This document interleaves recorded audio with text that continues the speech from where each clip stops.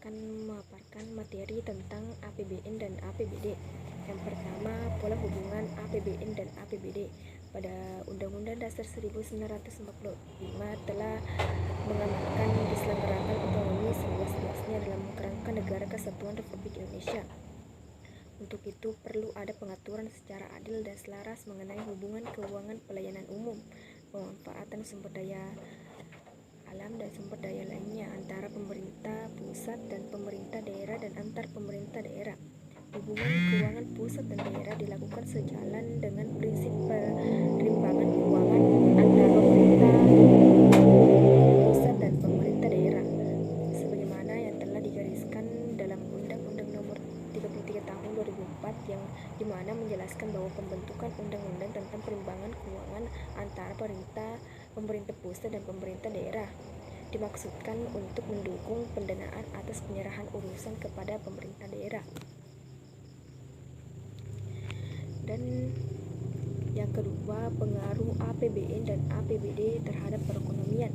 Pengaruh APBN dan APBD terhadap perekonomian adalah meningkatkan pertumbuhan ekonomi masyarakat, menstabilkan keuangan atau moneter negara, menimbulkan investasi dalam masyarakat karena dapat mengembangkan industri-industri dalam negeri, memperlancar distribusi pendapatan dan memperluas kesempatan kerja.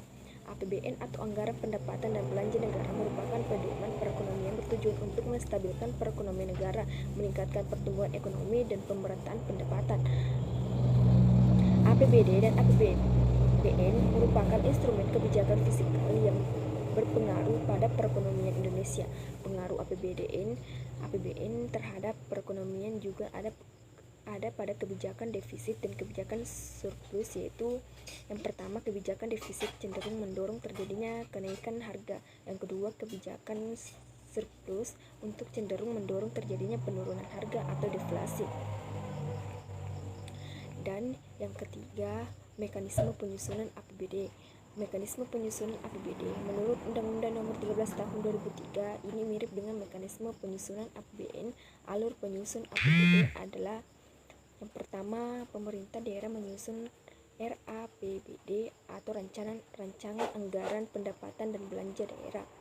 Yang kedua, pemerintah daerah akan mengajukan RAPBD tersebut kepada DPRD untuk dirapatkan apakah RAPBD tersebut disetujui atau tidak. Yang ketiga, jika DPRD memutuskan untuk menyetujui RAPBD, maka RAPBD akan dilaksanakan menjadi APBD. Yang ketiga, jenis-jenis belanja negara dan belanja daerah. Yang pertama, belanja negara, yaitu belanja yang digunakan untuk membiayai kegiatan pembangunan pemerintah pusat, baik yang dilaksanakan di pusat maupun di daerah. Poin yang pertama, belanja pemerintah pusat dapat dikelompokkan menjadi belanja pegawai, belanja barang, belanja modal, pembiayaan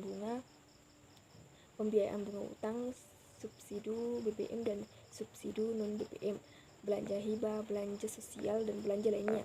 Yang poin kedua, belanja transfer ke daerah adalah belanja yang dibagikan ke pemerintah daerah untuk kemudian masuk dalam pendapatan daerah yang bersangkutan, meliputi dana bagi hasil, dana alokasi umum, dana alokasi khusus, dan otonom khusus dan penyesuaian.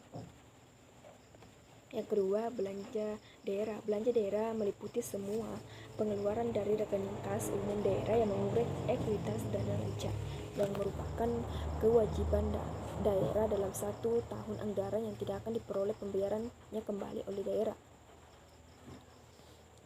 Klasifikasi belanja menurut organisasi disesuaikan dengan susunan organisasi pemerintah daerah. Yang pertama, belanja tidak langsung dan belanja langsung. Belanja tidak langsung yang pertama, belanja pegawai, bunga, subsidi, hibah, bantuan sosial, belanja bagi hasil, dan bantuan keuangan, dan belanja tidak terduga. Sedangkan belanja langsung yaitu belanja pegawai, belanja barang dan jasa, dan belanja modal.